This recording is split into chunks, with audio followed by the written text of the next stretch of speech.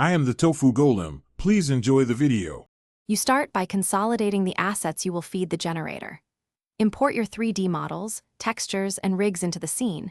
Make sure scale and orientation are consistent. Once done, select the generator engine and load any required plugins or model checkpoints.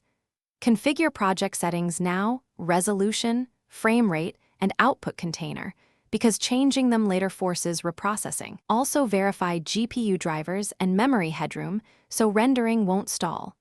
This first pass prevents wasted iterations. You now dial in the generator's parameters to shape motion and look. Begin with seed and noise controls to establish base variation, then tune particle or procedural counts to balance detail with performance. Next, refine animation curves and constraint weights so joints and IK behave predictably. If something looks off, reduce interpolation or soften key tangents. Make iterative test renders at low samples once timing and silhouettes are correct. Ramp up sampling and enable denoising to reveal final detail without wasting hours. You're ready to render and finalize.